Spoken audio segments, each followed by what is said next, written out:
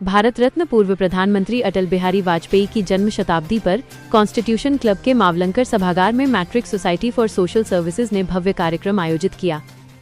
संस्कृति मंत्रालय, भारत सरकार के सहयोग से हुए इस कार्यक्रम का उद्देश्य वाजपेयी जी के आदर्शों और राष्ट्र सेवा में उनके योगदान को नई पीढ़ी तक पहुंचाना था।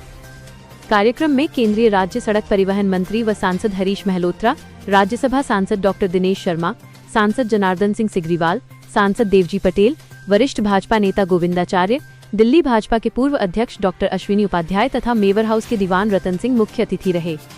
सभी अतिथियों को शाल व मोमेंटो देकर सम्मानित किया गया। अशोक कुमार, प्रोफेसर मनोज कुमार और समाज सुधारक दीपांकर जी ने अटल जी के व्यक्तित्व व उनकी विचारधारा पर अपने विचार रखे।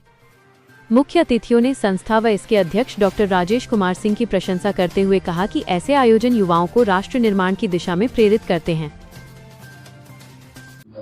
जिस प्रकार से सुबह से लेकर अभी तक लोगों का आना जारी है और यहाँ पर अटल जी की स्मृतियाँ लोग अपने अपने तरीके से व्यक्त कर रहे हैं, काव्य सम्मेलन भी है, लेकिन निश्चित रूप में अटल एक नाम नहीं है।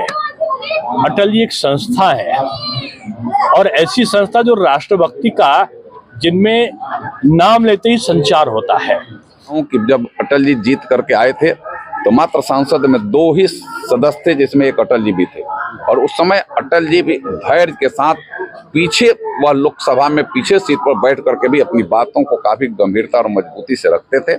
और वह जब अपनी बात रखते थे तो पूरे सदन को आकर्षित करने का काम करते थे। एक यह बड़ी बात है। सबसे पहले तो मैं बधाई देना चाहता हूं मैट्रिक सोसाइटी के जो सीईओ हैं श्रीमान राकेश कुमार सिंह जी, जिन्होंने अटल जी के जीवन व्याख्यान पर कार्यक्रम का आयोजन किया और सभी वरिष्ठ लोगों को यहाँ पर बुलाया, पत्रकार से लेकर के राजनीतिक लोगों को, और स्वर्गीय अटल बिहारी वाजपेयी जी की जन्म शताब्दी समारोह को उपलक्ष्य में याद किया, पुस्तक का विमोचन कराया। तो वास्तव में बधाई के पात्र हैं और इस तरीके से समाज में काम होते रहना चाहिए।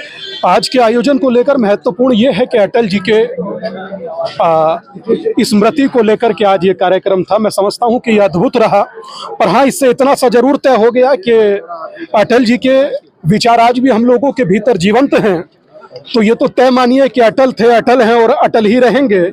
आगे उन्हीं की स्मृति में या उन्हीं के पदचिन्हों पर देश चले, मगर इस बात को तय किया जाए कि देश एक होकर चले, संगठित होकर चले, हिंदू होकर चले, यूनाइट होकर चले, सनातनी होकर चले। जी ने, राकेश सिंह जी ने आज का अटल जी को स्मरण करने का एक कार्यक्रम रखा, जिसमें बहुत प्रबुद्धजनों ने जाकर के अटल जी के विषय में, उनके जीवन के विषय में बहुत प्रेरणादायक बातें कही हैं।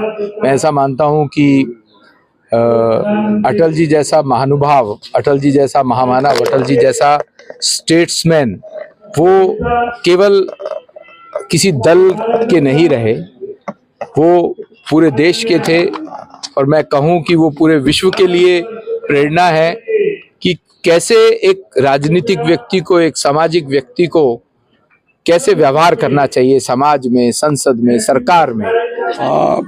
अटल जी के 100वें वर्षगांठ पे मिनिस्ट्री ऑफ कल्चर के साथ मिलकर मैट्रिक सोसाइटी ने इस कार्यक्रम का आयोजन किया है और इस कड़ी में हमने पहले भी एक आयोजन किया था।